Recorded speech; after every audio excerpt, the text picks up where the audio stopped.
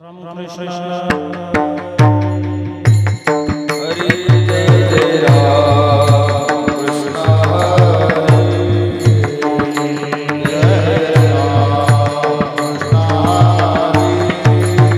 हरि जय जय राम कृष्ण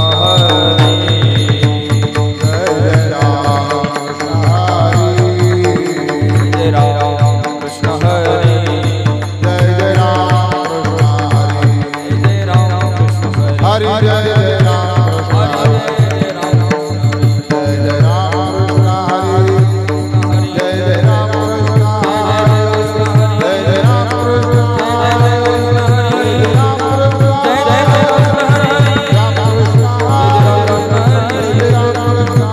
राम कृष्ण हरि हरि जय जय राम जय जय राम कृष्ण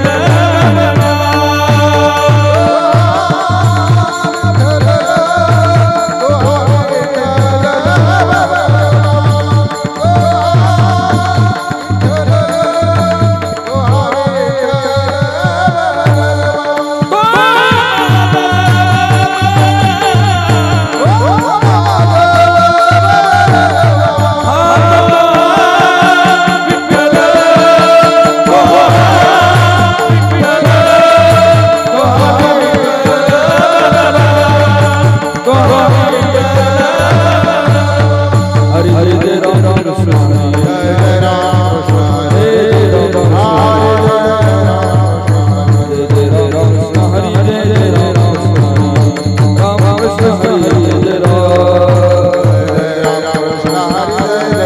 जय जय राम हरि जय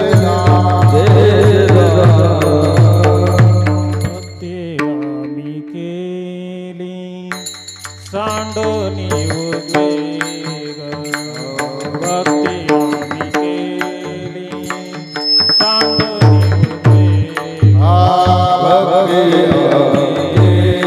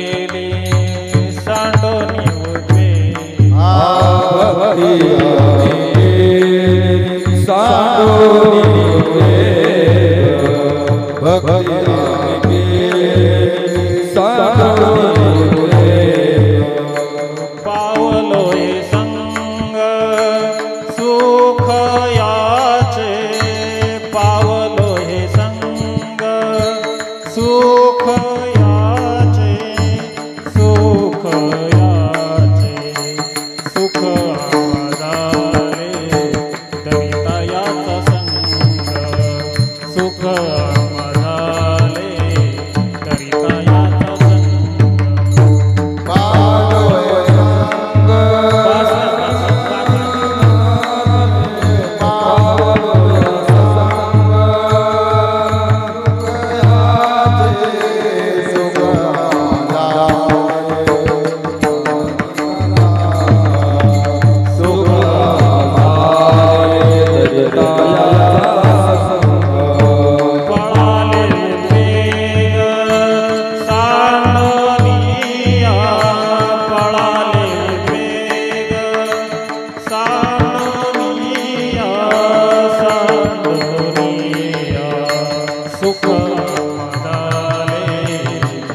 याचा संग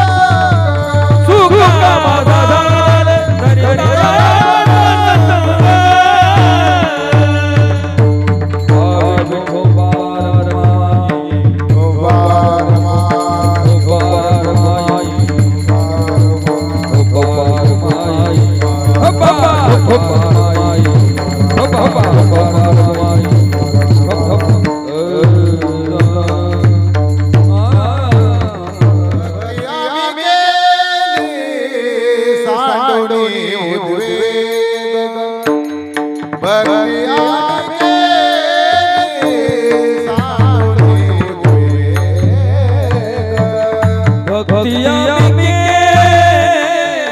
साधुनी भक्तिया के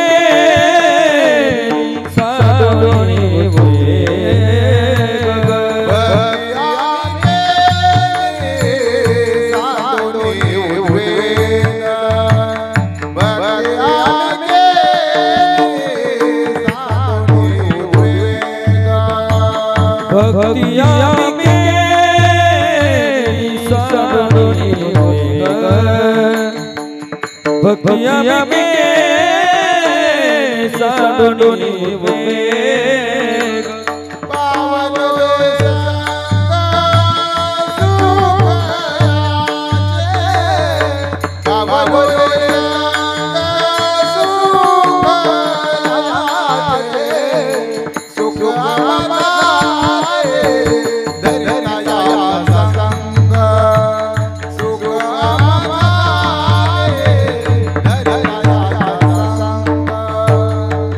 पावनो हे सत्संग सुखाचे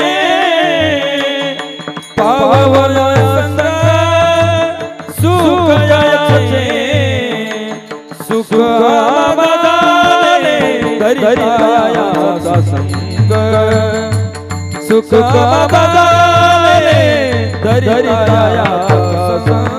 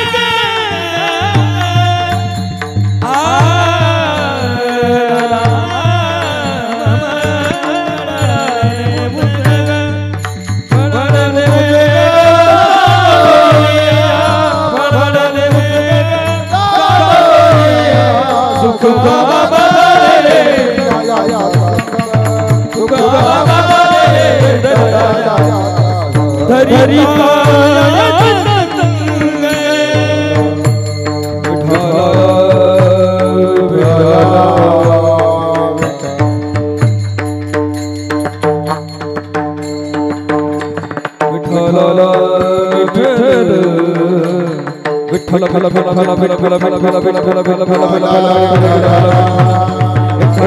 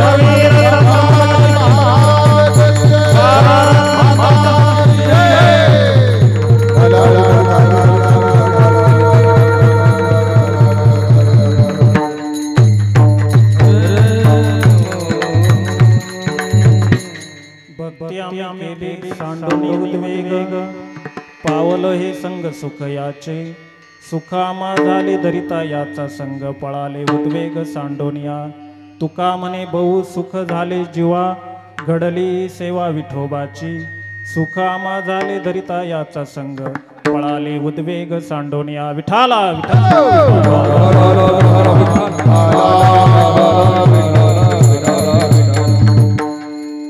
मनोजवं मारुततुल्य वेगं जितेन्द्रियं बुद्धिमतां वरिष्ठं वातात्मजं वानरयूथमुख्यं रामदूतं शरणं प्रपद्ये हे दुःखभंजन मारुतिनंदन हे दुःखभंजन मारुतिनंदन सुनला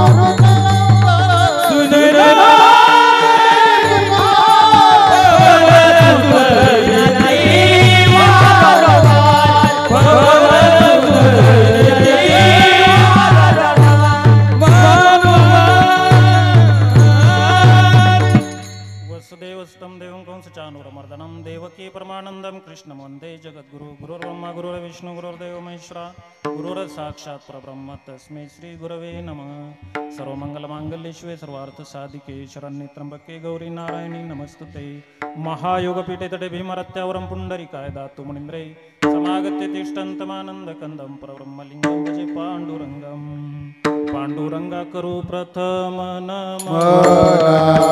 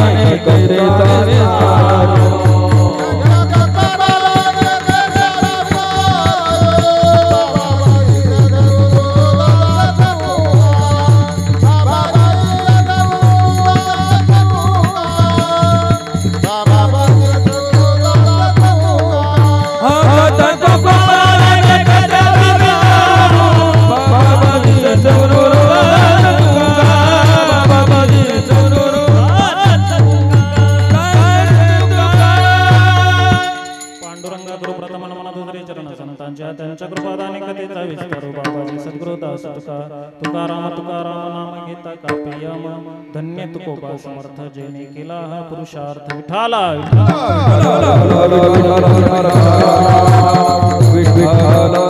भक्ती आम्ही केली सांडोनी उद्वेग पावलो हे संग सुख याचे सुख आम्हा झाले दरिता याचा संग पळाले उद्वेग सांडोनिया प्रस्तुत प्राप्त कीर्तन रूपी सेवेकरता निवडलेला अभंग जगद्गुरु वारकरी संप्रदायाचे कळस्थानी नित्य सुशोभित असणारे देहू निवासी तुकोबाराय महाराज यांचा 3 चरणाचा आणि भक्ती ही कशी असावी भक्ती आम्ही कशी केली या संबंधाने बोलणारा असा हा आजचा अभंग आहे 3 चरणाचाच अभंग आहे आणि हा अभंग तुकोबाराय स्वतःबद्दल सांगताय खरं तर पहिले एक शंकेचं निरसन मी करून जाईल की आजचं जे सेवा आहे ती वर्ष श्राद्धाची किंवा पुण्यस्मरणाच्या प्रित्यर्थ अशी ही सेवा आहे आणि या सेवेला उपदेशपर अभंग असावा किंवा ही सेवा मानवी जीवनातलं मूल्य काय आहे किंवा मानवी जन्म काय आहे या संबंधाने भाष्य करणारा अभंग कीर्तनासाठी असावा अशा पद्धतीचा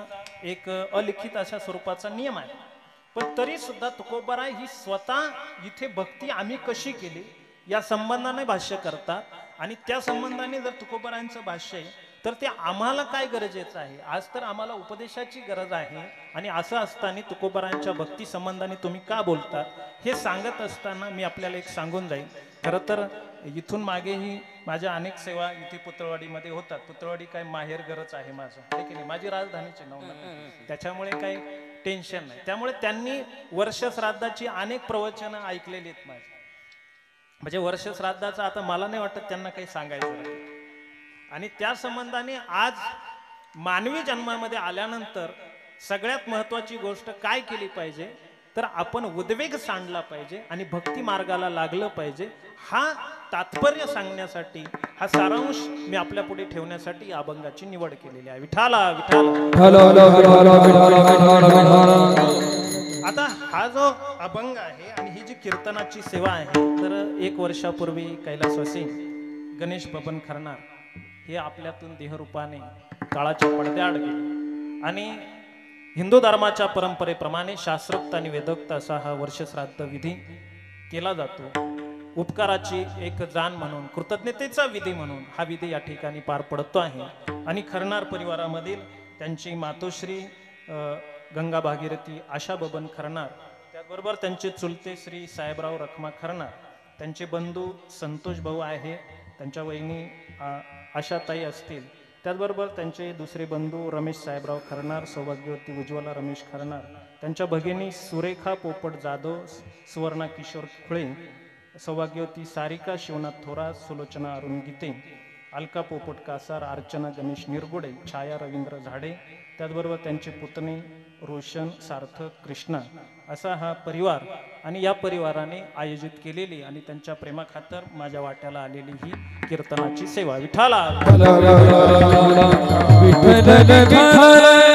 आता या सेवेसाठी कीर्तन म्हटलं की त्याच्यामध्ये संगीतमय साथ असते मग ती साथ करायला कोणीतरी असलं पाहिजे आणि म्हणून आमच्या गुणीजन मंडळींमध्ये माझ्यावरती नितांत प्रेम करणारे गायनाचार्य महाराष्ट्रातील थोर नाव त्यांचा सध्या पिंगळा फारच गाजलेला आहे की नाही आपण जर जवळ केला पिंगळा केला ते आमचे गायनाचार्य पारमार्थिक स्नेही हरिभक्ती परायण बाबासाहेब महाराज गायकवाड ते या ठिकाणी उपस्थित आहे त्यांनीही वेळात वेळ काढून आपल्या गावामध्ये ते पाठीमागेही नवले वस्तीवरती जेव्हा सेवा झाली तेव्हा त्यांनी हजेरी लावली होती त्याचबरोबर दुसरे गायनाचार्य आमचे पारमार्थिक स्नेही असलेले नवनाथ महाराज गडाख तेही या ठिकाणी उपस्थित आहे त्यांचाही अत्यंत सुंदर छान असा आवाज आहे आणि पाठाही त्यांचा छान आहे अतिशय उत्कृष्ट असं ते साथीला मला नेहमी असतातच असं त्यांनाही धन्यवाद देतो आमचे गावातली सगळी भजनी मंडळ विलास भाऊ असेल नामदेव भाऊ असतील सगळी मंडळ इकडे विनेकरी बाबांपर्यंत आणि मृदुंगावरती साथ करतायत हरिभक्तीपरायण मृदुंगाचार्य रोहित महाराज कोकाटे या ठिकाणी उपस्थित आहे त्यांनाही धन्यवाद आणि आजच्या कीर्तनाचं जे शूटिंग सुरू आहे जेणेकरून हा कार्यक्रम झाला म्हणजे हवेवर विरून जाणार नाही तो जिवंत राहावा तो कायम बंदिस्त राहावा आपल्या स्मृतीचं गाठोडं ते जपून ठेवता यावं यासाठी जी काही शूटिंगची व्यवस्था केलेली आहे कीर्तनमाला चॅनलचे आमचे पारमार्थिक स्नेही असलेले ऋषिकेश महाराज घुमरे ते या ठिकाणी उपस्थित आहे. त्याचबरोबर उपस्थित सर्व श्रोतोगणांमध्ये आमची सगळी खरणार मंडळी असतील, आमची सगळी मित्रपरिवार, सगळ्यांना एकदा साष्टांग प्रणिपात करतो. साऊंड सिस्टीम आमची आहे, आमचे बाळूभाऊ त्यांचं स्वयंपाक वगैरे सगळं नियोजनच असतं ते नाही का, ते आमचे सोमठाण्याची माळीभाऊंची सिस्टीम आहे, त्यांनाही धन्यवाद देतो. अतिशय उत्कृष्ट अशी सिस्टीम. आणि खरं म्हणजे गणेश भाऊंचं जाण्याचं वय नव्हतं, आपल्या सगळ्यांना माहीत आहे. अत्यंत तरुण वयामध्ये ते गेले. परंतु काय असतं, शास्त्राचा एक सिद्धांत आहे. शास्त्रकार असं सांगतात की पुनरपि जननम पुनरपि मरणम पुनरपि जननी जठरे शयनम यह संसारे खलु दुस्तारे कृपया पारे पाहे मुरारे. किंवा ज्ञानोबराय सांगून जातात की उपजय ते नाशे नाशिले ते पुनरपि दिसे हे घटिका यंत्र जैसे परिभ्रमेगा. या न्यायाने जो उपजलाय त्याला जावं लागतं. जीवाचा आणि शिवाचा करार ठरलेला असतो. तो करार अशा पद्धतीचा ठरलेला असतो की या देहामध्ये जो आत्मा नांदत असतो तो काही करार घेऊन नांदत असतो. बरं का गुरु बाबा, आत्मा कसा नांदतो, देहामध्ये करार घेऊन नांदत असतो की इतकी वर्ष मी त्याच्यामध्ये राहीन. मग 40 वर्ष 20 वर्ष 25 वर्ष 60 वर्ष 100 वर्ष काय त्या आत्मा तिथे वास्तव्य करतो. आणि त्यानंतर आत्म्याचं तिथून गमन होतं. पुढे तो त्या देहाने जसं कर्म केलेलं असेल त्या पद्धतीने त्याला जावं लागतं. कधी मरण नाही. नैनम छदंती शस्त्रांनी नैनम दहती पावक असं गीता बोलते. किंवा ज्ञानोबराय सुद्धा त्या आत्म्याच्या संबंधाने वर्णन करताना ते सुद्धा म्हणताना चैतन्यनाथ असं ते म्हणतात. म्हणतात की हा जो चैतन्यनाथ असलेला आत्मा आहे, हा देह जो आहे ना, देह तव पाचाचा मेळावा शेखी जाईल पंचत्वा के वेळी गिवसावा. क्षीणा आपोला 5 तत्वांचा पंचमहाभूतांचा बनलेला हा जो देह आहे पुन्हा पंचतत्वातच विलीन होत असतो. आणि म्हणून अशा पद्धतीने प्राप्त झालेला हा देह सरणाराच असतो. इथे हे बघा, जन्माला आला आणि सरला नाही. काय, माझं वाक्य नीट ऐका. जन्माला आला आणि तो सरलाच नाही, मरणच आलं नाही, असं या जगाच्या पाठीवर कोणी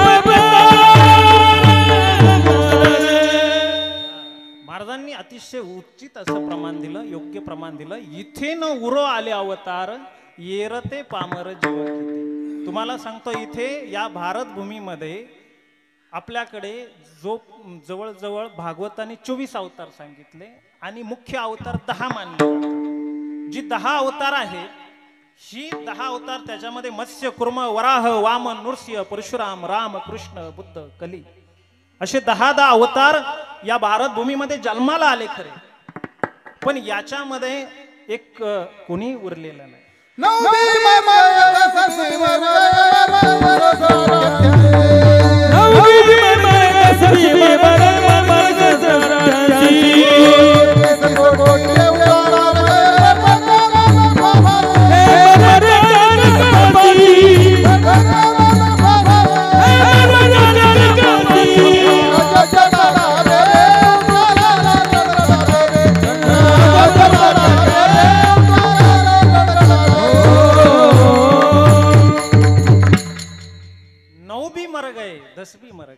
महाराजांनी प्रमाण दिलं की सगळे जातात.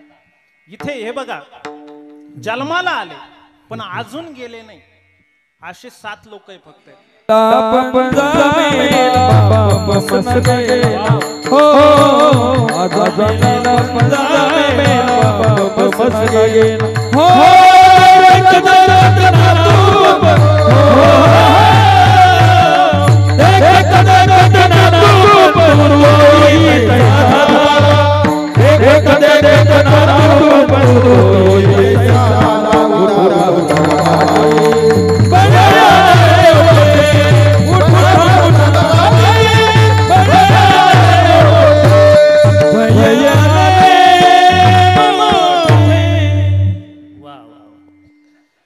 आजचा मेला 15 मेला बाबा मसना नाहीला. मला काय चुकलंय तर पुतळवाडी करायचे काय हा पिक्चर पाहायला गेलो होतो बरं मी. काय पिक्चर पाहत नाही थिएटरला जाऊन, पण मला विद्यार्थ्यांनी आग्रह केला आता गदर 2 आला की सर चला म्हणे चित्रपट बघा. गेलो आणि मग तो उदित नारायणचा आवाज ऐकला आणि अतिशय सुंदर असे मनमोहून टाकणारी ती चाल. आजचा मेला 15 मेला बाबा मसना नेला.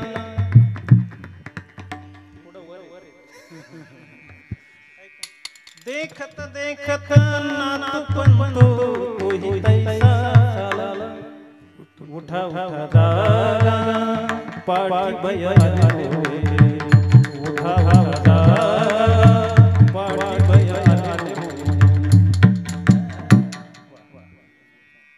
आजोबा गेला, खाट रिकामी झाली.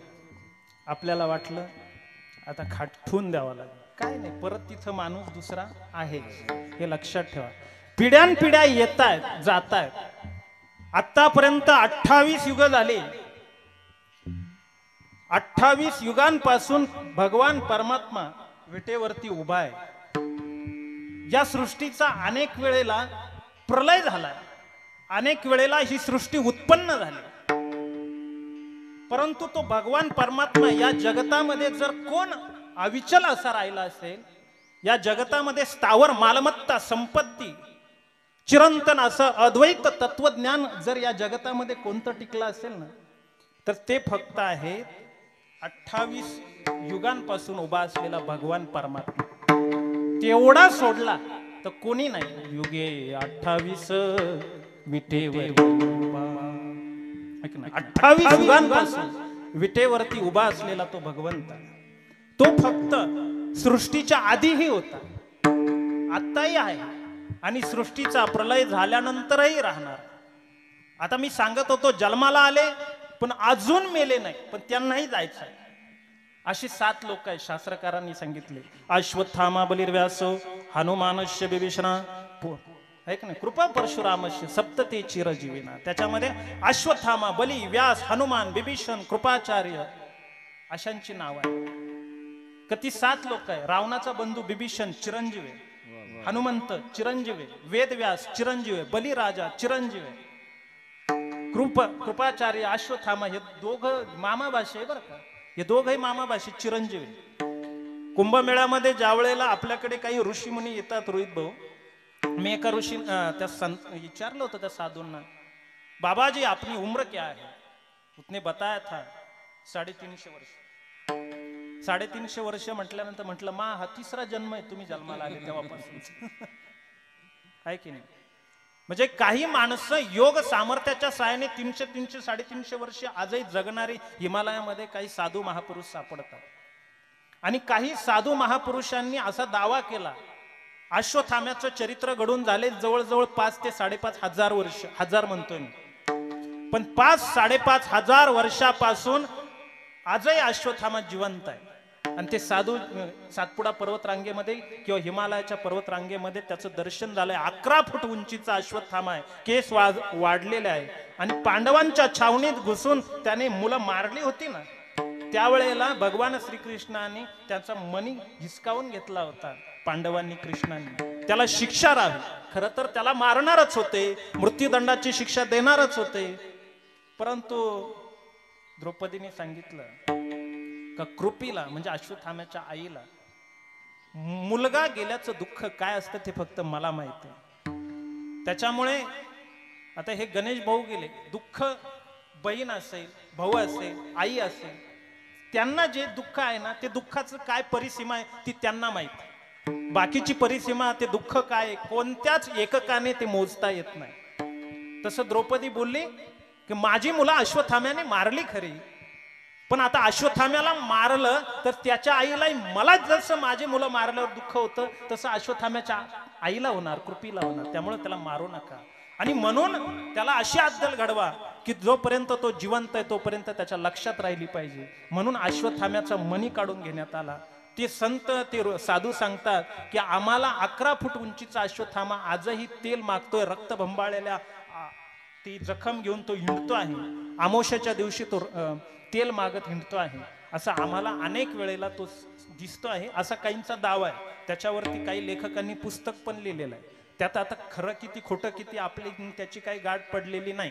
अश्वत्थामा तो दिव्य पुरुषालाच दिसतो, परंतु तो आजही आहे अशी मान्यता आहे. म्हणजे याच्यावरून माझं सांगण्याचं तात्पर्य असं की अश्वत्थामा बलिर्व्यास हनुमान विभीषण कृपा परशुरामश सप्तते चिरजीवेना, ही 7 लोक जन्माला आली. हनुमंत आजही आहे. गावागावांमध्ये त्यांची मंदिरं का स्थापन झाली? प्रभू रामचंद्रांनी त्यांना चिरंजीव पद दिलेलं आहे. तुम्ही चिरंजीव आहात म्हणून राम काळामध्ये सुद्धा जसे हनुमंत होते तसे महाभारत काळात होते. ध्वजस्तंभावरी वानर होतो मृत्युमंत शंकर, आहे की नाही? ध्वजस्तंभावर म्हणजे महाभारत काळात हनुमंत होते, आजही हनुमंत आहे. म्हणून जिथे जिथे रामकथा चालते तिथे तिथे रिकामा आसन मांडून सुशोभित करून ठेवावं लागतं. त्याचं कारण काय? का सुशोभित करून ठेवावं लागतं? की जेणेकरून अदृश्य रूपामध्ये हनुमंत आजही येऊन कथा श्रवण करतात, असा तो समज आहे. समज आहे म्हणजे श्रद्धा आहे आणि विश्वास आहे. म्हणजे थोडक्यात सांगायचं काय की ही 7 लोक चिरंजीव आहे. परंतु आता पण आलं बरं का, काही शब्द असे म्हणून आणि परंतु, व्याकरणाचा आता मी मराठी प्राध्यापक असल्यामुळे व्याकरण तुम्हाला थोडं सांगतो. म्हणून आणि परंतु हे जे 2 शब्द येतात ना, परंतु शब्द आला की मागच्या जी विधान केलेली असतात त्याला अर्थ उरत नाही. एक जण शेठजीकडे गेला आणि शेठजीला म्हटलं तुमच्या दुकानात मला कामाला ठेवून घेता का? म्हटलं घेतो ना. म्हणे पण मग कस काय तुझं? म्हणे व्यवस्थित आहे, मी काम करतो, पोटा पाण्यापुरतं करेल म्हणे, काय अडचण नाही. म्हणे मग तू चोऱ्या बिर्या तर नाही ना करत? म्हणे नाही. मग तू खोटं तर नाही ना बोलत? म्हणे नाही. मग तू अजून काही गणित तुला जमतं का? म्हणे जमतं. बर, मग आता तू काम करशील? म्हटले करील, पण म्हणे काय? पण माझं असं आहे, मी काम करतो खरं, पण मी खरं कधी बोलत नाही. आता मला सांगा, ज्या वेळेस त्यांनी पण टाकला त्यावेळेला आधीचे विचारलेल्या प्रश्नांना काही अर्थ राहतो का? त्या विधानाला काही अर्थ राहतो का? म्हणून पण किंवा परंतु या शब्दांची योजना व्याकरणाच्या भाषेत कधी होते? ती जर योजना तिथे झाली तर त्याचा अर्थ मागच्या विधानाला अर्थ उरत नाही. आणि म्हणून हा शब्द असा आहे की म्हणून शब्द जर वापरला तर मागच्या विधानाला सोबत घेतल्याशिवाय पुढच्याची संगती लावता येत नाही. विठाला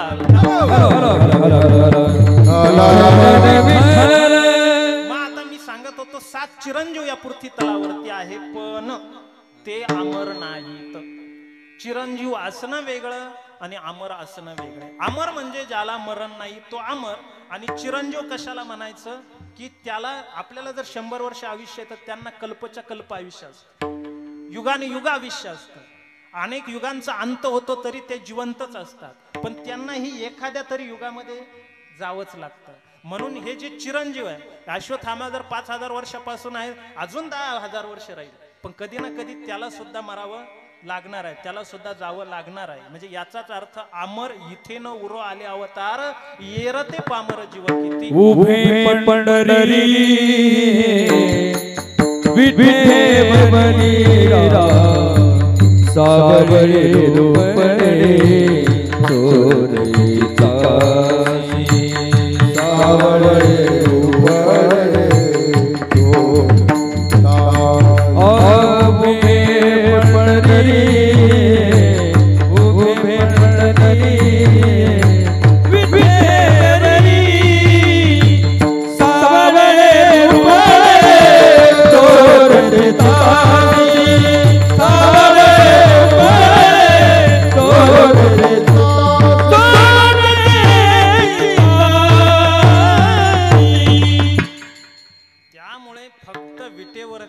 असलेला परमात्माच आपल्याला जो काही तारणहार करणारा किंवा सृष्टीच्या आधीपासून तर शेवटापर्यंत शेवटानंतरही जो राहतो तो फक्त परमात्मा आहे. ही गोष्ट लक्षात ठेवा. म्हणून हा जो अभंग आहे या अभंगामध्ये भक्ती आम्ही केली सांडोनी उद्वेग, भक्तीच करायला तुकोबाराय सांगतात.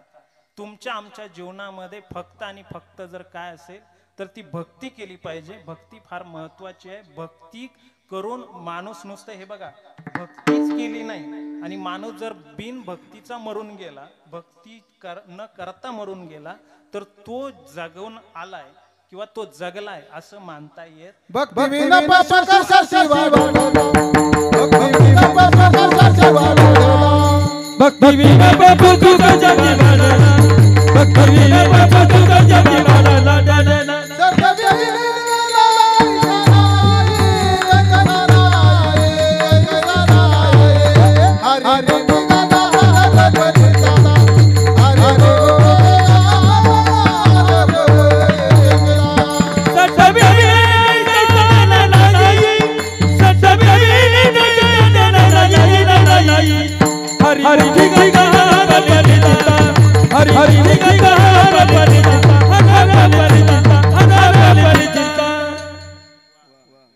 एकदा टाळी वाजवा.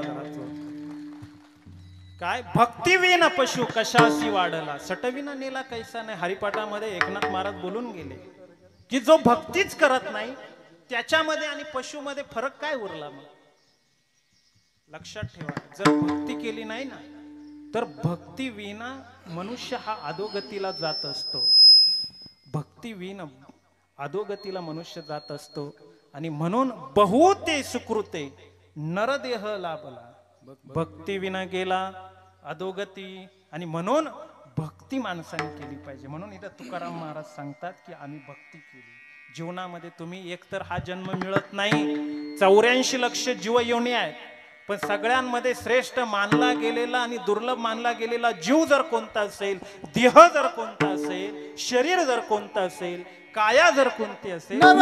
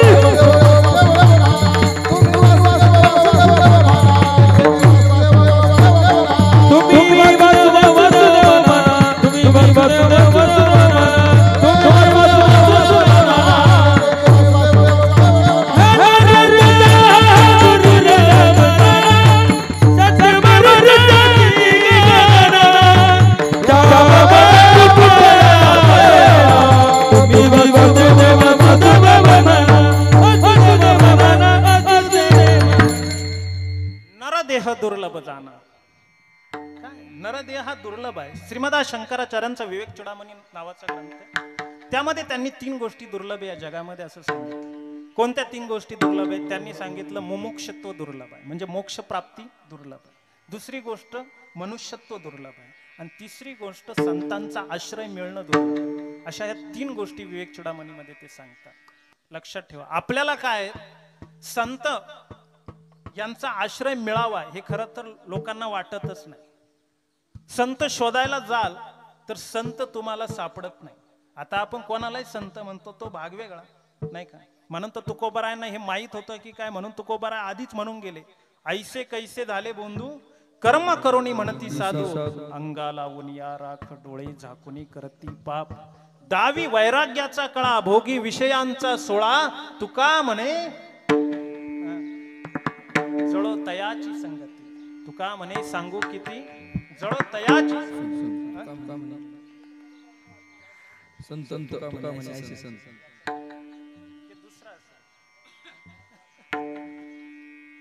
हा अभ्यासक्रमात होता आम्हाला. हा यमेला हे अभ्यासक्रमातून गेलेले. ते जे तुम्ही म्हणता ना ते वेगळं कशात तरी असेल. बरं मी तुम्हाला ते दाखवून देतो. विठाला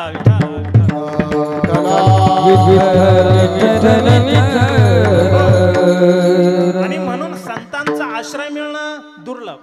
मोक्ष प्राप्ती मिळणं दुर्लभ. आता मोक्ष मोक्ष कशाला म्हणतात? मोक्ष नावाचं भगवंताकडे काही गाठोडं वगैरे नाही बरं का. मोक्ष कशाला म्हणायचं? विचारसागर ग्रंथांनी मोक्ष पदाची व्याख्या अशी सांगितली, मोक्ष अशी व्याख्या ते सांगतात. मोक्ष कशाला म्हणायचं तर आपल्या जीवनामध्ये सुख येतं, सुखानंतर दुःख येतं. सुख आणि दुःख हा लपंडाव आपल्या जीवनामध्ये प्रत्येकाच्या जीवनात चालू असतो. लक्षात घ्या, सुख आलं आणि दुःख आलंच नाही असं कोणी आहे?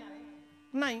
दुःख येतच आणि दुःख आलं आणि त्याला परत सुख आलंच नाही असं कधी होतं? ज्याप्रमाणे आकाशामध्ये ढग येतात, ढगांनंतर पुन्हा सूर्याचा प्रकाश पडतो, ढग आल्यावर सावली पडते. हे जसं ऊन सावलीचा खेळ चालू असतो ना, तसा मानवी आयुष्यामध्ये सुद्धा सुख आणि दुःखाचा खेळ सुरू असतो. आणि त्यामुळे ही सुख दुःखाचा हा सगळा जर खेळ सुरू आहे तर मग एक कवी असं म्हणतो, या जीवनाला सरितेची उपमा देतो, म्हणजे नदीची उपमा देतो. आणि ते म्हणतात, नदीला जसे 2 किनारे असतात तसे जीवनाला सुद्धा 2 किनारे. एक किनारा सुखाचा आहे आणि दुसरा किनारा दुःखाचा आहे. आईला तिरी नांदे सुख, पहिलं तिरी दुःख, मध्ये वाहते जीवन, ऐसे संसाराचे रूप. म्हणजे संसार असा आहे, एका बाजूला सुख आहे, दुसऱ्या बाजूला दुःख आहे. आता मोक्षाची व्याख्या अशी सांगितली जाते की दुःखाची आत्यंतिक निवृत्ती झाली पाहिजे आणि सुखाची परमानंदाची प्राप्ती झाली पाहिजे. म्हणजे सुख आलं पाहिजे, पुन्हा सुख गेलंच नाही पाहिजे, आणि दुःख गेलं पाहिजे, दुःख पुन्हा आलंच नाही पाहिजे. अशी जीवनात जेव्हा अवस्था येते तिला म्हणतात मोक्ष. विठाला विठाला. म्हणून आपल्याला संत वाङ्मयामध्ये जिथे जिथे मोक्ष वगैरे किंवा शास्त्रकारांनी जिथे जिथे मोक्ष हा शब्द वापरला, तो मोक्ष कुठे कुठे वापरला, मोक्ष कशाला म्हणायचं तर मोक्ष म्हणजे आपल्याला असं वाटतं ही वेगळी काहीतरी अवस्था आहे. काही नाही. तुम्हाला ज्या वेळेला जीवनातून दुःख गेलं, कायमचं गेलं, पुन्हा दुःखच आलं नाही, आणि सुख आलं ते गेलंच नाही, सुख कायमचं राहिलं, अशी अवस्थेला जेव्हा तुम्ही प्राप्त होता, जेव्हा हा पृथ्वी तलावरला जीव प्राप्त होतो त्यावेळेला तो मोक्ष पदाला गेला, अशी अवस्था होते. म्हणून ती अवस्था खरं तर जीवनात येणं अत्यंत कठीण, नवे नवे महाकठीण, नवे नवे अशक्य मानली जाते. कारण तुकोबाराय म्हणतात की इथे सुख जर पाहिलं तर अत्यंत थोडं आहे आणि दुःख पापाचा बाबा सुख पापाचा बाबा. आवाज द्या, आवाज द्या, दोघांना आवाज. सुख पाहता बाबाने, बाबाने सुख पाहता बाबाने.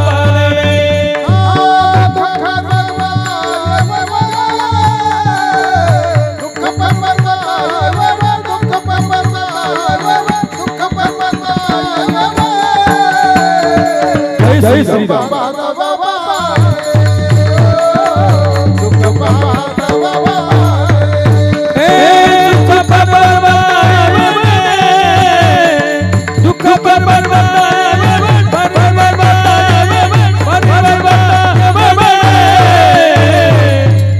सुख पापाचा बाबा, सुख पापाचा बाबा, हे ब्रह्मा. तुकोबाराय म्हणतात सुख पाहता जवा पाडे, दुःख पर्वता एवढे. दुःख हे पर्वता एवढं आणि त्याच्यामुळे दुःख पर्वता एवढं दुःख भुईसपाट व्हावं, त्या दुःखाचा नायनाट व्हावा आणि सुखच आम्हाला भोगावं लागावं, ही अवस्था माणसाला प्राप्त होणे तसं फार कठीण आहे. आणि म्हणून मोक्ष ही दुर्लभ मानलेली गोष्ट आहे. अशी अवस्था एखाद्याच्या जीवनात येते, तुकोबारायांच्या जीवनामध्ये येते. आणि खरं तुम्हाला सांग, आजचा जो अभंग आहे ना, या अभंगामध्ये तुम्हाला तुका म्हणे बहु सुख झाले जीवा, कधी कधी सुख होतं तर घडली या सेवा विठोबाची. हे म्हणून आजच्या अभंगामध्ये आपल्याला हेच बघायचं आहे की तुम्हाला जर सुख पाहिजे असेल, माणसं सुख कुठे मागतात. आणि तुम्हाला खरं सांगू, गाथा ज्ञानेश्वरी वाचायची म्हणजे सुख मिळावं म्हणून वाचायची असं नव्हे. ज्याप्रमाणे छत्री असते आणि छत्री पाऊस थांबवते का? छत्री नाही. पण पावसात आपण घेऊन जातो. का घेऊन जातो? तर छत्री आपण पावसात नेतो. छत्रीत सामर्थ्य नाही पाऊस थांबवण्याचं, पण सामर्थ्य आपल्याला पावसात भिजून न देण्याचं. तसं ज्ञानोबाराय त्यांची ज्ञानेश्वरी, तुकोबारायांचा गाथा हे जीवनातलं दुःख नष्ट नाही करत, दुःखाला भिडण्याचं सामर्थ्य ज्ञानेश्वर देतात. हे लक्षात घ्या. म्हणून कुणी म्हणत असेल, याच्या पुढे सांगू का, सुखी होण्यासाठी ज्ञानेश्वरी गाथा भागवत गीता वाचूच नका. कारण सुख त्याने येईल आणि दुःख जाईल अशी अवस्था नाही. तुम्ही म्हणाल काय बोलतायत नारदाच्या गादीवरून, पण मी प्रामाणिकपणे आणि गांजा न मारता सांगतो. ते तसं ते आपल्या म्हणजे याच्या इतर वेळेत मारतो बा असा नका अर्थ का बाबा पितो काय ना मग इतर तसं काय नाही. शुद्धीत राहून मी सांगतो की ज्ञानोबा राय तुम्हाला ज्ञानेश्वरी वाचले म्हणजे दुःखातून नेतीलच, पैल तीराला नेतील असं नाही. पण त्याच्यानंतर पुढचं वाक्य ऐका, धाडसाने बोलतो थोडस. काहींना वाटतं देव भेटावं म्हणून ज्ञानेश्वरी वाचायची, काहींना वाटतं देव भेटावं म्हणून गाथा वाचायची. पण तुम्हाला सांगू, मम वंशो जीव लोके जीव भूता सनातना मन षष्टानी इंद्रियानी प्रकृती स्थानी कर्षती या न्यायाने किंवा सर्व घटी राम देहादेही एक सूर्यप्रकाशक सहस्र रश्मी माऊली हरिपाठात म्हणतात. याप्रमाणे तुम्हाला देव प्राप्तच आहे. देव प्रत्येकाच्या हृदयात आहे. मग देव प्राप्त करण्यासाठी ज्ञानेश्वरी गाथा भागवत वाचण्याची गरज नाही. मग सुख मिळवण्यासाठी वाचावं का नाही, दुःख घालवण्यासाठी वाचावं का नाही. मग देव प्राप्तीसाठी, सुख घालवण्यासाठी, सुख येण्यासाठी, दुःख घालवण्यासाठी ते वाचायचं नाही. मग वाचायचं कशासाठी, त्याची पारायण का करायची, पठण का करायचं, तर ते मी सांगतो का देव भेटावा याच्यासाठी ज्ञानेश्वरी गाथा वाचायची नाही. देव तुम्हा आम्हाला प्राप्तच आहे, पण त्याची जाणीव होण्यासाठी ज्ञानेश्वरी वाचायची, हे लक्षात ठेवा. आणि दुसरी गोष्ट, सुख होण्यासाठी किंवा दुःख घालवण्यासाठी ज्ञानेश्वरी वाचू नका, असा स्वार्थ ठेवू नका. ज्ञानेश्वरी आणि गाथाच वाचायचे असेल तर दुःखाला पचविण्याचं, आपल्यावर येणारी जी संकट आहे त्या संकटांना सिंहाच्या छातीने सामोरं जाण्याची तयारी, सामर्थ्य आपल्या मनात उत्पन्न होतं, बुद्धीत उत्पन्न होतं. याच्यासाठी ज्ञानेश्वरी वाचायची असते. विठाला विठाला. म्हणून मी एक नेहमी सांगत असतो, दर कीर्तनातून सांगत असतो की आपल्या घरामध्ये ज्ञानेश्वरी आणि गाथा ठेवली पाहिजे. आपल्याला काय वाटतं, महागडा फ्रीज घेतला घरामध्ये की आम्हाला घरपण आलं, घर कसं सुशोभित दिसलं, शोभिवंत दिसलं. पण मी नेहमी सांगतो, फर्निचर केलं घराला घरपण येईल मला माहित नाही. फर्निचर घरात लावलं म्हणजे घराला घरपण येईल मला माहित नाही. महागडा LED टीव्ही भिंतीला लावला घरामध्ये म्हणजे घराला घरपण येईल मला माहित नाही. महागडा फ्रीज घेतला, LED बजवला म्हणजे तुमच्या घराला घरपण येईल मला माहित नाही. पण ज्ञानोबांची ज्ञानेश्वरी, तुकोबांची गाथा घरात ठेवा, अख्ख्या घराला शहाणपण आल्याशिवाय राहणार, हे महत्वाचं. आपण मात्र अशाश्वत जे आहे ना त्याच्याकडे बघतो. ज्ञानोबा पसायदानात म्हटले, ईश्वर निष्ठांची मांदी आहे. पण सध्याच्या काळात नश्वर निष्ठांची मांदी तयार. आता मांदियाळी आहे नाही असं नाही, पण ईश्वर निष्ठ लोक किती आहेत त्यामध्ये समाजामध्ये, हा जरा संशोधनाचा विषय. आज नश्वरतेकडे लोक चालले. लोक सगळी कशाकडे निघाली, नश्वर गोष्टी, नश्वर गोष्टी. मला पद हवा, मला प्रतिष्ठा हवी, अजून काय पद हवं, सत्ता हवी. सत्ता मिळत नसेल तर एकमेकाचा खून करायला, रक्तपात करायला लोक मागे पुढे पाहत नाही. अरे पण ते किती दिवस आहे. सत्ताच मिळवायची असेल आणि एखादं पदच ग्रहण करायचं असेल तर ब्रह्मपद बाबा का ग्रहण करू नये माणसा. हट्टहासच करायचं असेल, तुम्हाला हट्टहास करायचं, तुम्हाला वाटत असेल की मला पद मिळालं पाहिजे, मला मोठी प्रतिष्ठा मिळाली पाहिजे, करा ध्रुव बाळासारखं तप. आयुष्याच्या साधने सच्चिदानंद बनवे, सच्चिदानंद बनवे, सच्चिदानंद बनवे. आयुष्याच्या साधने सच्चिदानंद बनवे, आनंद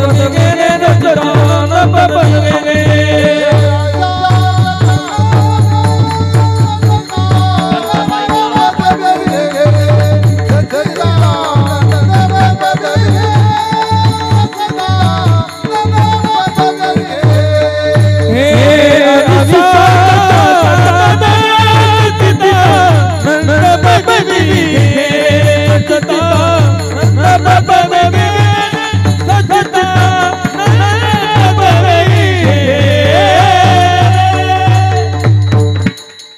महाराजांनी प्रमाण दिला, आयुष्याच्या साधने सच्चिदानंद पदवी घेऊन. विठाला विठाला.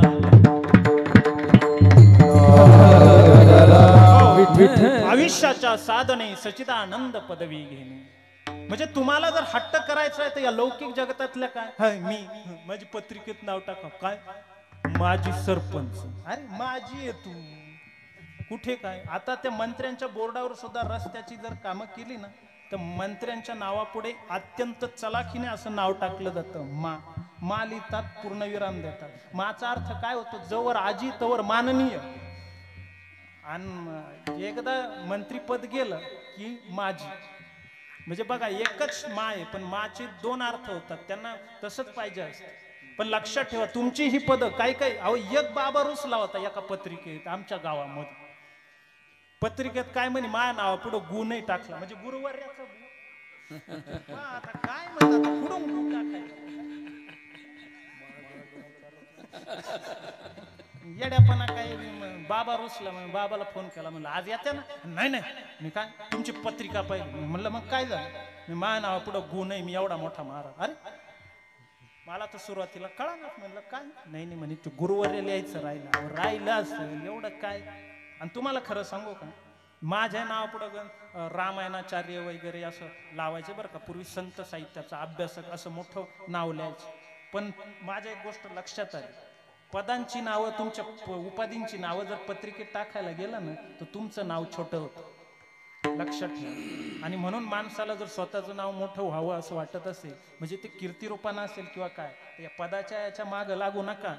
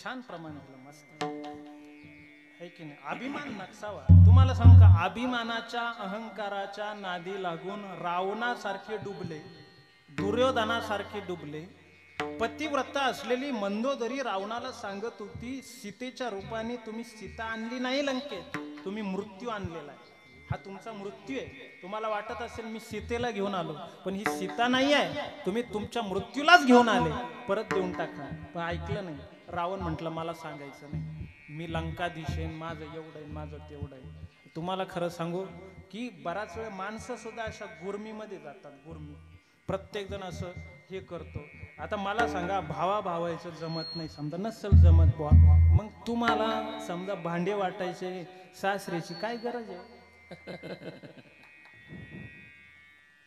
सासरा बोलून घेतात साडू बोलून घेतात मेवणी बोलून घेतात काय वाटण्या करायला आणि यांची आधीच रेसल व्हायला राहते बरं का बायकोची साडाची सासरीची कारण मी असं म्हणन तो असं म्हणायचं आमची वस्तू तो मागायची त्या गाई त्यांना द्यायच्या ट्रॅक्टर आपल्याला घ्यायचा नांगर त्यांना घ्यायचा फण आपल्याला घ्यायचा चालू द्या बाबा जशी बी तू घेऊन टायर त्याला दे मग आता काय करतो आणि मग बैठक बसली का मग मोठ्यानं विचारायचं मग भाऊ ते कसं काय करायचं भाऊ मग तो भाऊ म्हणतो मामा करील तसं सासरा याच आता मामाच मामीना 3दा लाईट बंद करून आणेल काय मामा करील तसं तुमचं बघायचं कशाला उगाच हे करायचं त्याच्यामुळे माणसं तुम्हाला सांगतो हे बघा अहो काही दिवसांनी आता ही मी तर असं म्हणते गोरख बाबांच्या ही शेवटची पिढी आहे प्रेम करणारी ममत्व देणारी आपुलकीनं बोलणारी हे साहेबराव बाबा बसलेत, आपली सगळी त्यांच्या वयोवृद्ध जी मंडळी आहेत ना, ही शेवटची पिढी मी म्हणतो. नंतरची पिढी इतकी गर्विष्ठ आहे, नंतर इतके अहंकार व्हायला लागला की कोणी कोणाजवळ जात नाही, कोणी कोणाजवळ बसायला तयार नाही, कोणी नमन करायला तयार नाही, कोणी नम्रतापूर्वक वागायला तयार नाही, अशी सगळी अवस्था झालेली आहे. आणि म्हणून एक गोष्ट मी आपल्याला सांगून जाईल की माणसाने हा जन्म जर एकदाच मिळतो तर माणसाने या जन्माचं सार्थक कसं होईल ते बघावं. आणि तुम्हाला सांगू, या जन्मात सार्थक व्हावं असं करायचंय, भक्ती करायची आहे. म्हणजे नेमकं काय करायचं बा? आपल्याला वाटतं बा भक्ती करायची, भक्ती करायची. तुकोबाराय सुद्धा अभंगामध्ये म्हटले ना, भक्ती आम्ही केली, भक्ती आम्ही केली. मग भक्ती करायची म्हणजे नेमकं काय करायचं? आमच्या डोक्याने काय आहे? भक्ती करायची म्हणजे काय करायचं? गंध लावाय, खाजव येईल तिडच गंध चोळायचा आहे की नाही? पुढे गंध लाव. म्हणजे झाली आमची भक्ती. देव आणायला बसला तरी कुत्रा आलं तर कुत्र्याला देव फेकून आणायचं आहे की नाही? झाली आमची भक्ती. भक्ती म्हणजे काय? पंढरपूरला जायचं तिकडच आंधळेची खिशेचात पडायची, झाली भक्ती. काकडा करायचा जाताना दुसऱ्याचा कवळीभर घुंगऱ्या न्यायचा, झाली भक्ती. भक्ती म्हणजे नेमकं काय बा? नवविधा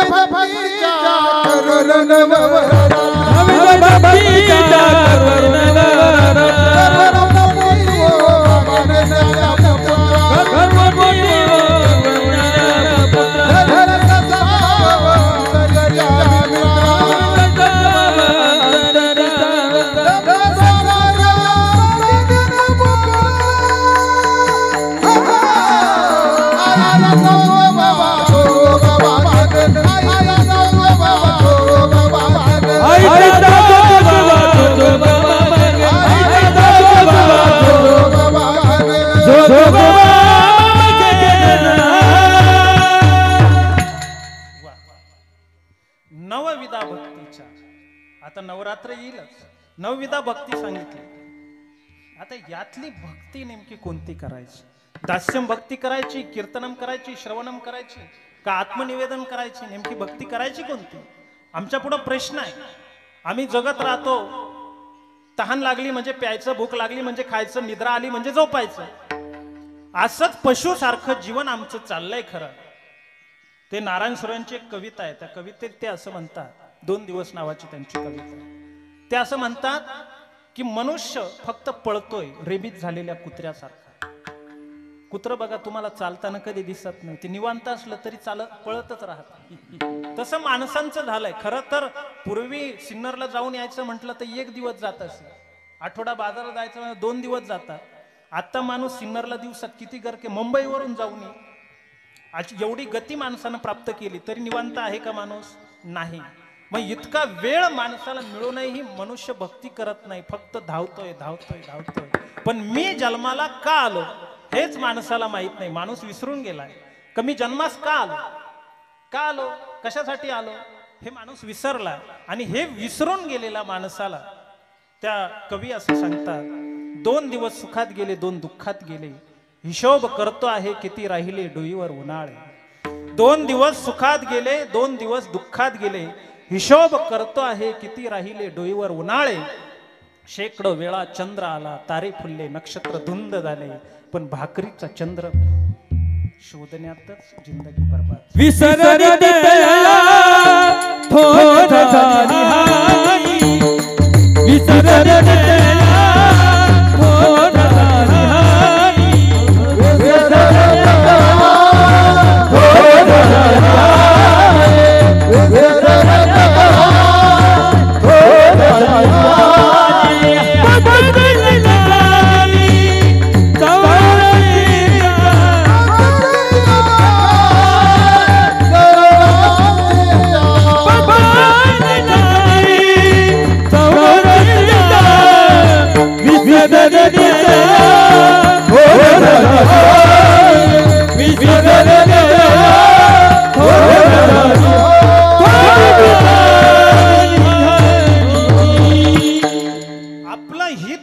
कशात आहे हेच मनुष्य विसरून गेलाय. आणि त्याच्यामुळे जीवनाचा ताळा चुकलेला आजचा मनुष्य आपल्याला बघायला मिळतोय.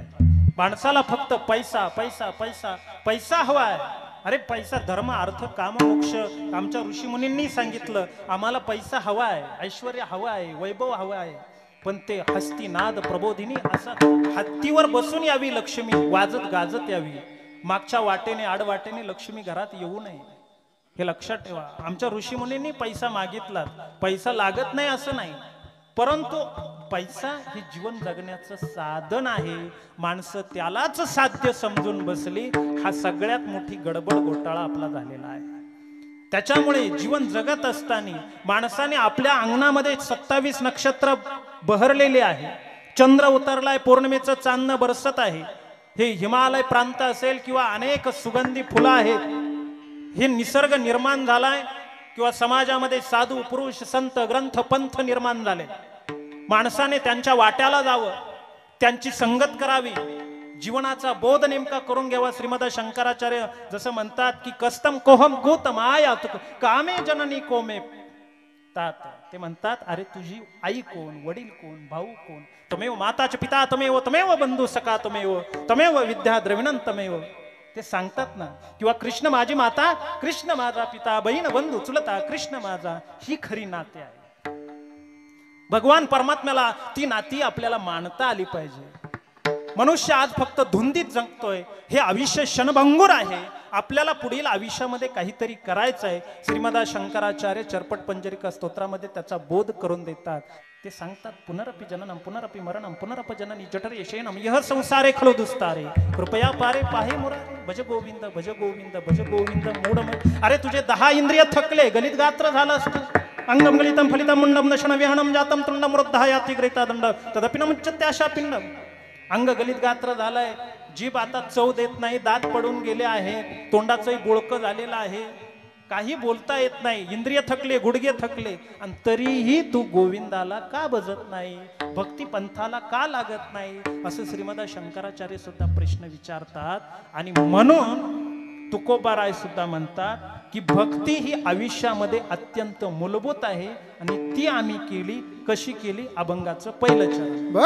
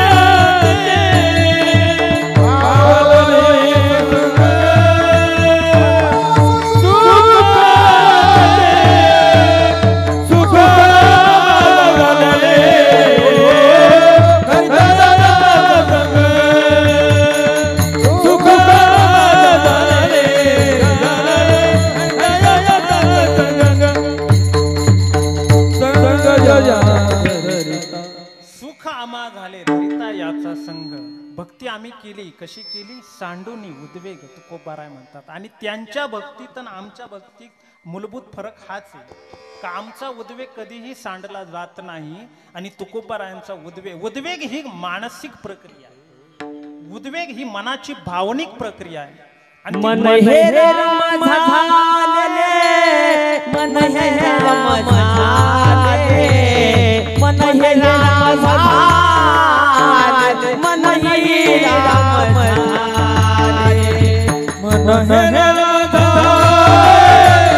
मन हे राम झाले, मन हे राम झाले, मन हे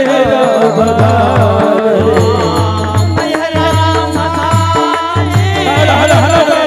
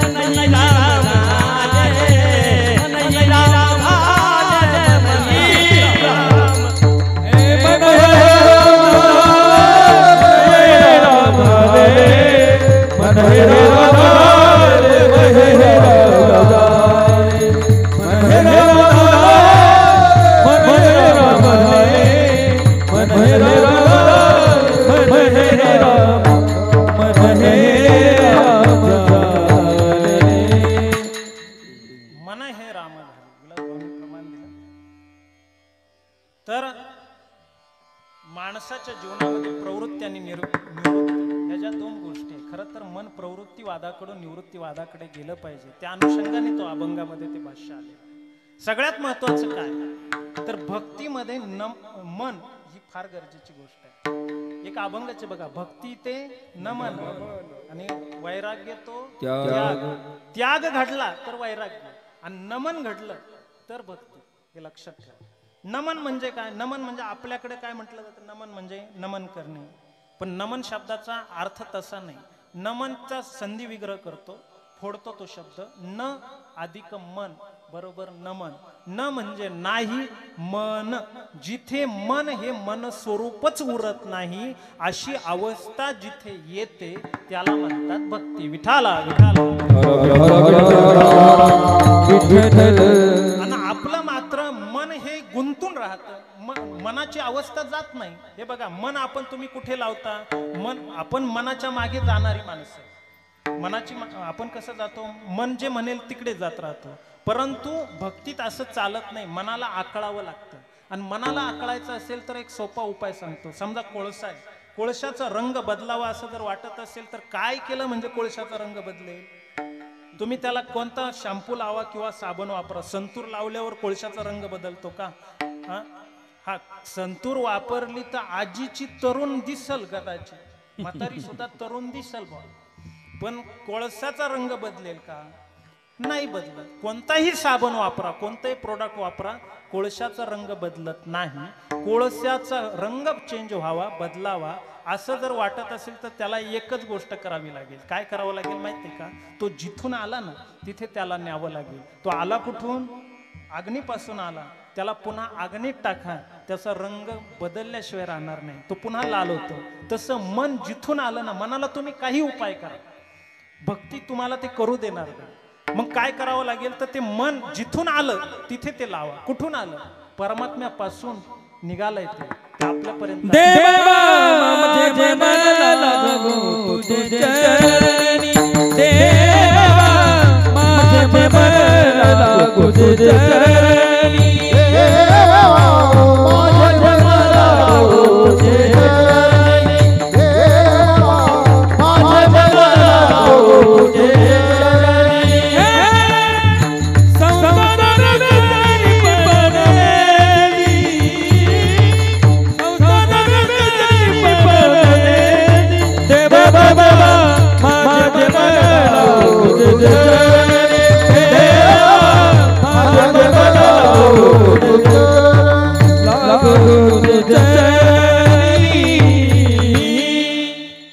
देवा मन तुझ्या चरणा म्हणजे कारण ते तिथूनच आलंय म्हणून ते तिथेच लागू दे असं संत म्हणतात. किंवा मन हा मोगरा अर्पणी ईश्वराला मन नावाचा मोगरा अर्पण करावा लागतो, तेव्हा भक्ती होते. म्हणजे भक्ती ते नमन, वैराग्य तो त्याग. कधी?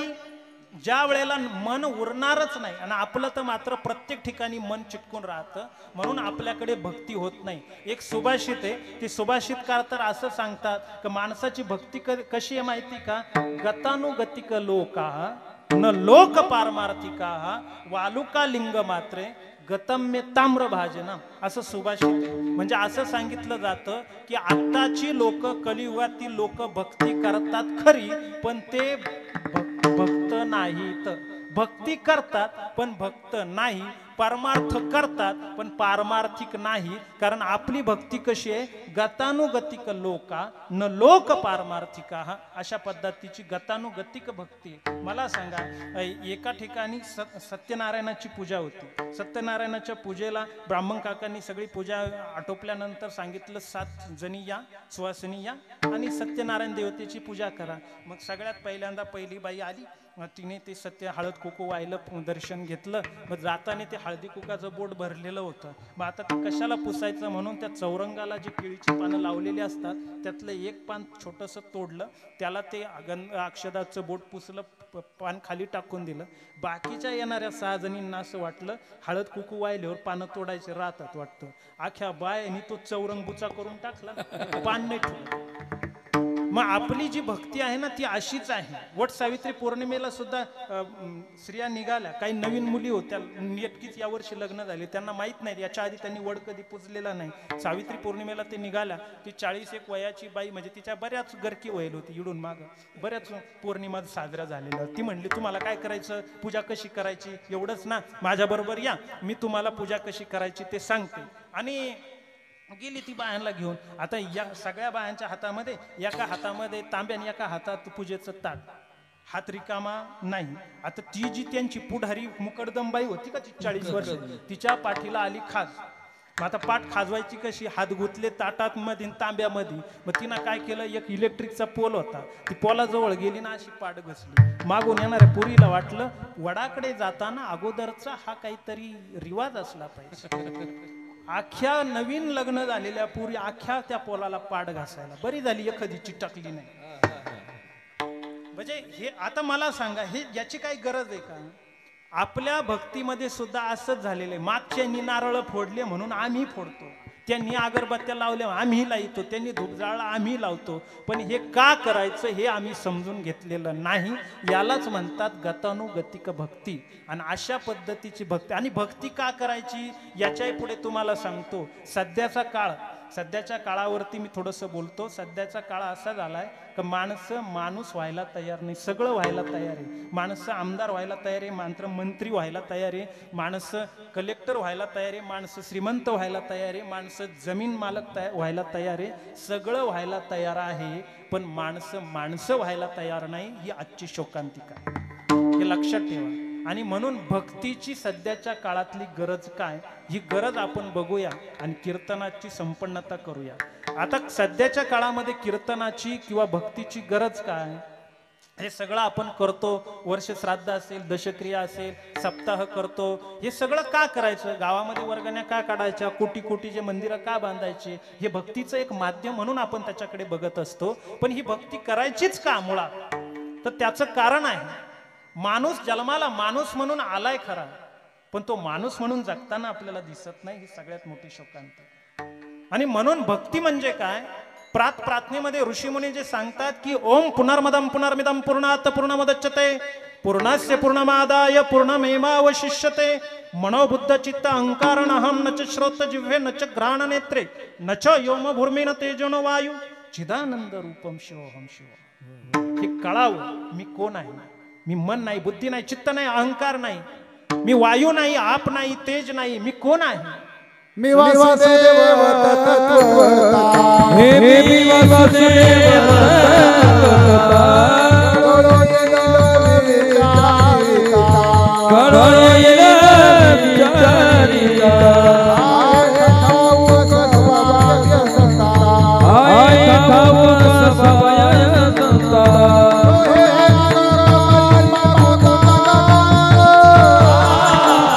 वासुदेव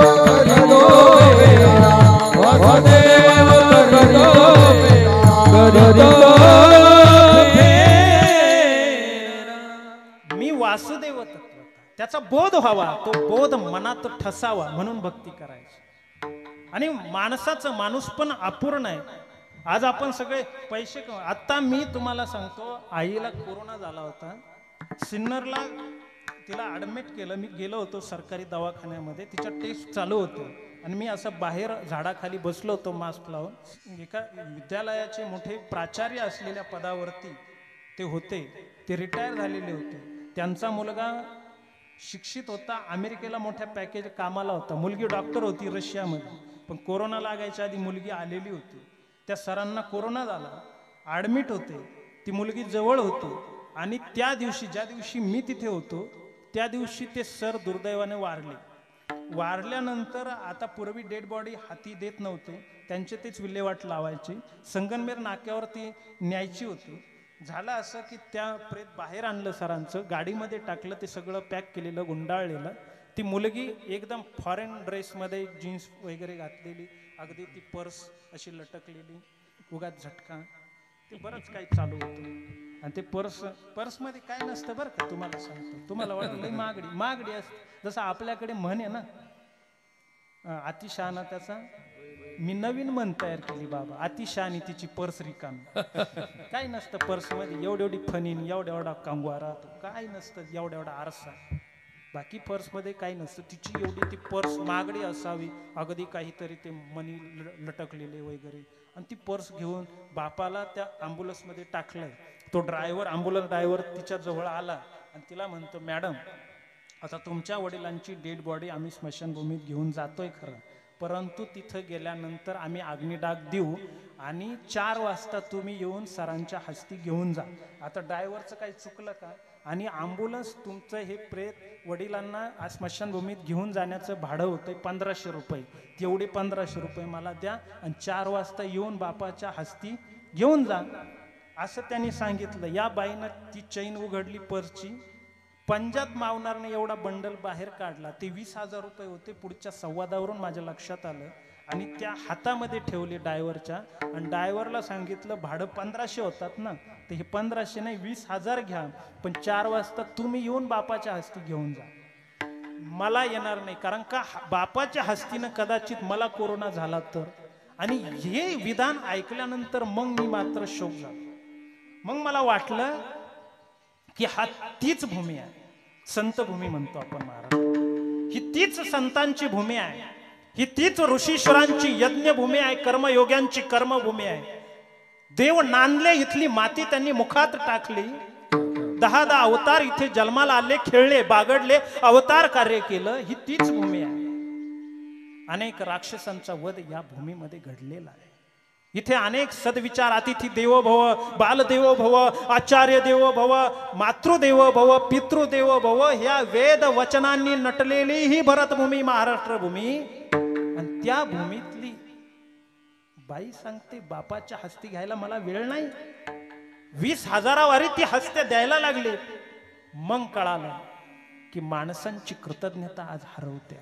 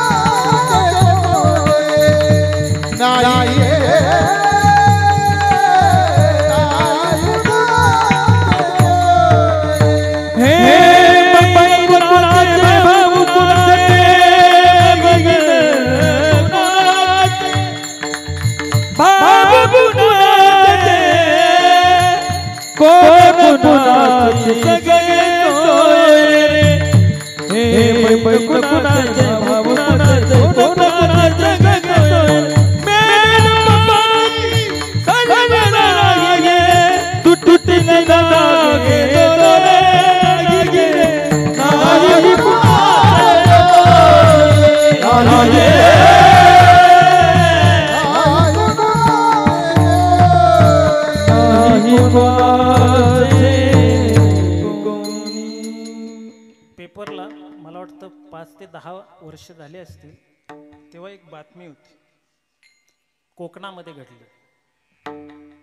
झालं असं, मुख्याध्यापक पदावरून रिटायर झालेले तेही, त्यांचा मुलगा अमेरिकेत, एकुलता एक मुलगा, आई वारली, तो आला नाही. त्याने तिकडेच लग्न केलं, मुलं जन्माला घातली, बापाकडे लक्ष नाही. नारळाच्या पोपळीच्या कोकणात बागा होत्या, शेत जमीन होती, वाडा होता. एक दिवस बापाने अनेक वेळेला प्रयत्न केला, फोन करून बघ, पत्र पाठव, पण त्याचं प्रत्युत्तर नाही, काही नाही. शेवटी बापाने आशा सोडून दिली. 80 वर्ष वय झालं, पण पोरगा डोळे अंधुक व्हायला लागले, पोरगा आलाच नाही. एक दिवस अचानक ध्यानीमनी नसताना अमेरिकेहून पोरगा भारतात आला, कोकणात गेला, बापाला भेटला, बापाला आनंद झाला, कडकडून भेटला बाप. अस्पष्ट नजरेने त्या पोराची मुके घेतले आणि पोराला विचारला, अरे एवढा दिवस झाला कुठे होतास तू? म्हटले मी अमेरिकेला, लाख रुपये महिना कमवतो बाबा, आता तुम्हाला सून आली, नातू झाला, आता आज अमेरिकेला चालायचं. अरे म्हटले हो, तसंही आता माझं वृद्धपण आहे, मला कोण सांभाळणार, येतो मी अमेरिकेला. आणि असं म्हणून ते म्हटले की बाबा हा वाडा, ही पोपळीची, नारळाची, सुपारीची बागा, याचं काय करायचं, कारण मी सेटल झालो अमेरिकेला, इथं यायचं कोणी, उगाच लोक तोडून नेणार, नासधूस करणार, त्यापेक्षा हा वाडा, ही बागा विकून टाकूया सगळी शेत जमीन आणि तुम्हाला घेऊन अमेरिकेला जातो. बापाने म्हटल्याप्रमाणे तो 8 दिवसाची सुट्टी काढून आला होता. 8 दिवसात सगळं विकून टाकलं त्याने, भरगच्च संपत्ती घेतली, पैसा घेतला, बापाला घेतलं आणि मुंबईच्या विमानतळावर गेला. आणि बापाला सांगितलं, बाबा इथं खुर्चीवर बसून राहा, आपली फ्लाईट किती वाजता सुटते बघून येतो. पोरगा गेला, तो गेलाच, परत आलाच नाही. दुपारी 1:30 वाजता विमानतळावर गेलेले ते बाप लेक, पण तो मुलगा कुठे गेला तपास नाही. बाप 1:30 वाजले, 2 वाजले, 2:30 वाजले, 3 वाजले, 4 वाजले, 5 वाजले, घशाला कोरड पडली, पोटामध्ये भुकेचा आगडोंब उसळला. अस्पष्ट नजर आहे, जाड भिंगांचा चष्मा आहे, त्याला दोरी बांधलेली, अर्ध टक्कल पडलेला आहे, हातामध्ये थरथरत्या हाताने धरलेली काठी आहे. कुणीतरी समोरून एखादा मुलासारखी आकृती दिसली येतानी की वाटावं आपलाच मुलगा येतो आहे. 4 वाजले पण येतोय बरं का, पण काही नाही, जवळ येतोय येतोय येतोय आणि तितक्याच तो माणूस दुसरीकडे निघून जावा. अहो कसला मुलगा, दुसराच कोणीतरी. पुन्हा भ्रमनिरास व्हायचा म्हाताऱ्याचा. पोटामध्ये आगडोंब उसळला आहे, घशाला कोरड पडली. बाप तसाच शेवटी न राहून थरथरत्या हाताने उठला, चौकशीच्या खिडकीजवळ गेला. आतून एक लेडीजचा आवाज आला आणि बापाने विचारलं अमका अमकं नाव. त्यांनी बघितलं ते लिस्टला चेक करून आणि त्या लेडीजने आतून सांगितलं की बाबा तुमचा मुलगा 1:30च्या फ्लाईटने अमेरिकेला गेला. बॅग, पैशाची बॅग घेऊन गेला, सगळं गेलं. आणि त्याने बापाला विश्वासात घेऊन सगळी राहती जमीन, वाडा, घर, दार सगळं विकून टाकलं आणि एकट्या 80 वर्षाच्या बापाला विमानतळावर एकटं सोडून तो निघून गेला. मला सांगा अशी अवस्था घडते आणि त्याच्या पुढे तुम्हाला सांगतो त्या बापाने काय करावं? रडावं. खिशामध्ये पैसा नाही, काही नाही. बस स्टँडला तो म्हातारा आला आणि असं सांगतात की पुढची 5 वर्ष तो म्हातारा, 85 वर्ष वय झाल्यानंतर ते मृत्यूपंथाला गेले, पण पुढचे 5 वर्ष त्या म्हाताऱ्याने बस स्टँडवरती, ज्याचा मुलगा अमेरिकेमध्ये लाखो रुपयाचं पॅकेज घेतोय, तो मुलाचा बाप स्टँडवर भीक मागून 5 वर्ष जगला आणि 6व्या वर्षी मरण पावला. आई रे बेमान दुनिया, आई रे, आई रे बेमान दुनिया, आई रे, आई रे बेमान दुनिया, आई रे, आई रे बेमान दुनिया, आई रे.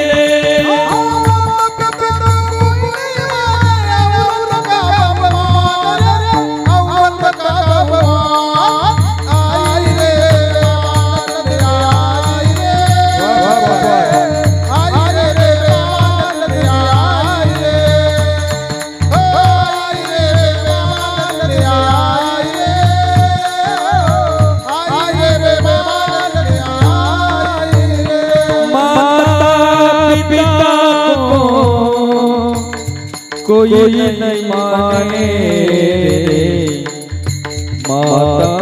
पिता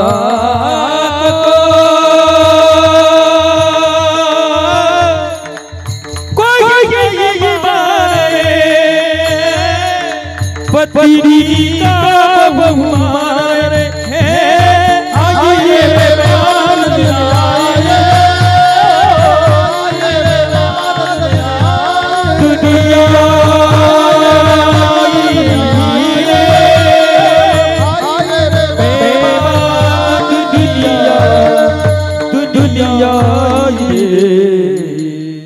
सांगायचा भाव इतकाच, या सगळ्या प्रसंगातून एकच शिकूया की आपली कुटुंब जगली पाहिजे, माणसाचं माणूस पण पूर्ण झालं पाहिजे, याच्यासाठी भक्ती करायची. आणि म्हणून हे वर्ष श्राद्ध विधी का करायचे माहितीये का? कृतज्ञतेचा विधी म्हणून गणेशची भगिनी असेल, त्यांचे भाऊ असतील, चुलते असतील, सगळ्यांनी हा जो कार्यक्रम केला आहे त्यांना मी खरं तर धन्यवाद देईल. का ती एक कृतज्ञता, त्या नात्यांमधली एक मृदुलता आपण जपता आहात, सगळ्यांनी ती जपावी अशी ही प्रार्थना करतो. आणि सगळ्यांनी एकदा परंपरेप्रमाणे भजन करायचं. वरती हात करा. विठोबा रघुमाई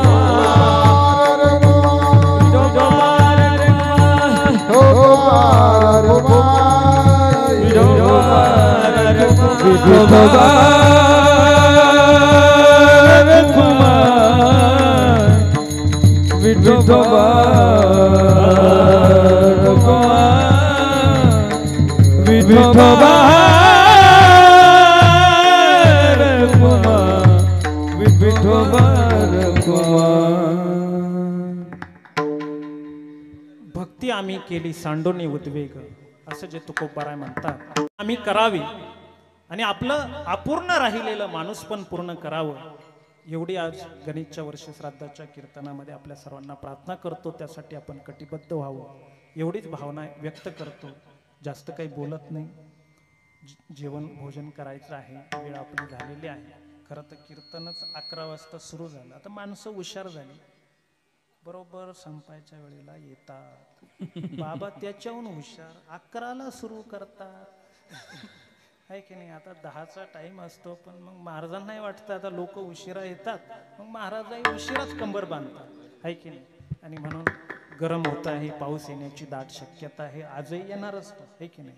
त्यामुळे झालेली सेवा आमचे खरं संतोष भाऊ आहे, साहेबराव बाबा आहेत, रोशन, कृष्णा, आमची सगळी प्रेमाची मंडळी आहे. सगळ्यांनी मला ही संधी उपलब्ध करून दिली, त्याबद्दल आपल्या सर्वांचे ऋणनिर्देश व्यक्त करतो. आणि झालेली सेवा माऊलींच्या चरणी समर्पित करतो, हनुमंतरायांच्या चरणी समर्पित करतो. त्याचबरोबर माझ्याबरोबर गायनाला साथ करणारे बाबासाहेब महाराज, नवनाथ महाराज असतील, त्याचबरोबर विलास भाऊ, आपण सर्व ग्रामस्थ, मृदुंगाचार्य, रोहित महाराज आहे, ऋषिकेश महाराज आहे, सर्वांच्या चरणी पुनश्च एकदा साष्टांग प्रणिपात करतो. माणसाचं अपूर्ण राहिलेलं माणूस पण आपण पूर्ण करण्याचा प्रयत्न करूया. भैरव म्हणायचे तुका मनी सुख बमुधाले जीवा, तुका मनी सुख बहुधाले जीवा, तुका मनी सुख बहुधाले जीवा, तुका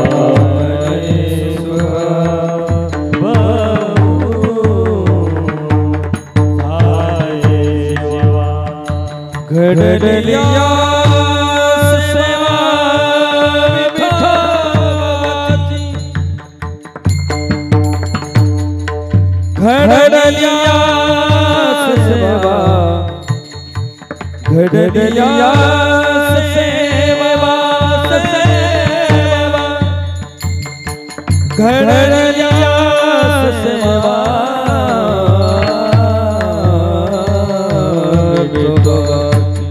घडलिया सेवा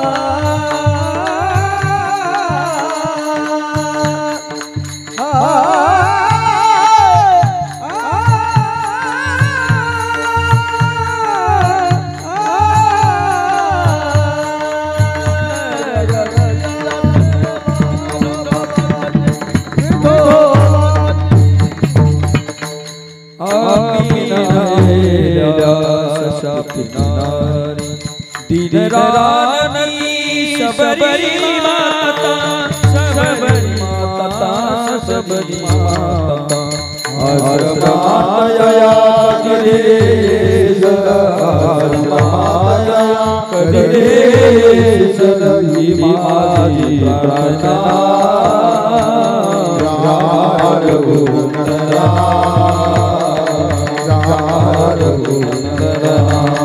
घड़िया सेवा